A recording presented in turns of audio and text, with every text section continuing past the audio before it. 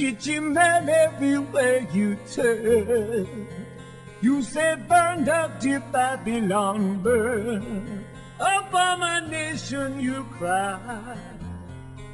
Receiving messages from the sky. Yet still in the Lord I trust.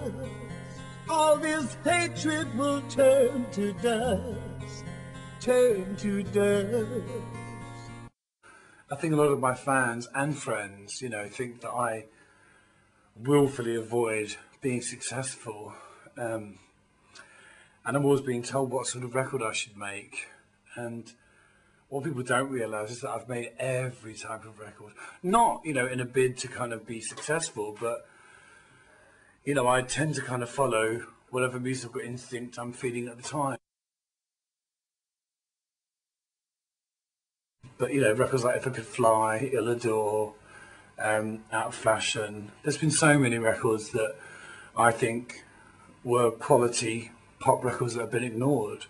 And people don't know about them. I mean, hardcore fans know about them. And one of the reasons why I share and download a lot of stuff on the internet is because, you know, I got so frustrated with the whole kind of stranglehold of, you know, institutions like Radio 1 and MTV, you know.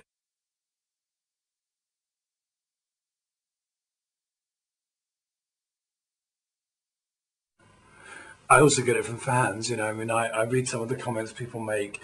George should stop smoking. George should do this. George shouldn't do reggae. And, you know, if you go back to the beginning of my career, you know, when you start out, everybody's like, oh my God, you're so different, you're so unusual. And they just want to hold you there forever. So why can't you be like that? Well, you know, you can't wear the same trousers you wore when you're 14 unless you're, you know, one of those people that spends your life on the treadmill. You know, and my creativity is not driven by the desire to eclipse what I've done in the past, you know. I was watching an interview with Ray Davies from the Kinks, and I think that, you know, I have a lot of admiration for him because a lot of the things he was saying I really related to, you know. He was saying, you know, why would I want to be what I've already been? You know, I've been really successful in the Kinks. I've done that. So, you know, that's done. You know, I've been there. And that's how I feel really about Culture Club. You know, Culture Club for me was a kind of, you know, sort of wonderful and tragic accident. You know, it was enjoyable, some of it. But I have no desire to kind of stay in that place. And, you know, I guess people find it hard to place me. What are you? Are you a dance artist?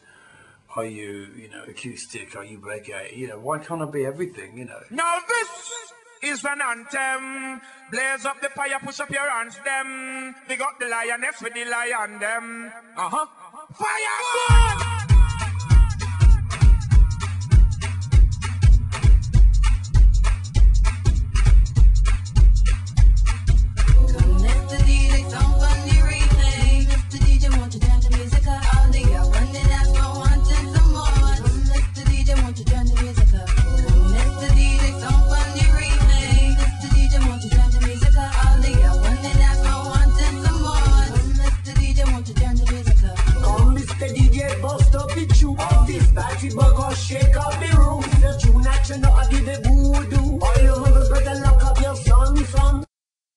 Every time Bowie released an album, I'd be devastated. What's he done? You know, where's he going? And then within hours, often seconds, it would be my favourite record. And people were once celebrated for being experimental. And we live now in the age of formula. It's like, you know, we know how to create the perfect pop band. We know what it takes to create the perfect radio record. I went to this Vodafone Music Awards event and I ended up having a kind of, you know, accidental spat with girls shouldn't be allowed because, you know, it was really a boys event. It was all these kind of guitar bands and a lot of them just sounded the same. You know, a lot of them just sounded like sort of Coldplay meets Radiohead, and I just didn't hear anything inspiring, you know. When I listened to things like Animal Nitrate by Suede, or Connection by Elastica, or some of the early Blur stuff, Smiths. You know, you think, will those sort of records ever be made again? You know, is everybody so focused on, you know, how to have a hit, you know? And I think this is the kind of tragedy of reality TV, is that it's kind of destroyed a lot of our aspirations. It's dismantled a lot of the myths and the mystery. And, you know, it's like they pulled back the curtain and revealed that actually there isn't a wizard, it's just the man behind the curtain. I think that's really tragic, because, you know, I think that human beings need things to aspire to. I mean, I think that's why love and God remain so powerful, because, you know, they are unknown quantities. You know, you can't rationalize love. You know, everybody's got their own idea of what it is, but you can't see it, you can't prove it, you can't ever really believe that it's true. You know, somebody can tell you they love you, and you never really ever know whether that's true or not, and that's part of the magic. It's the hope, you know, and the hopelessness that witnessed these 30 years. It's all in a Joni Mitchell song somewhere.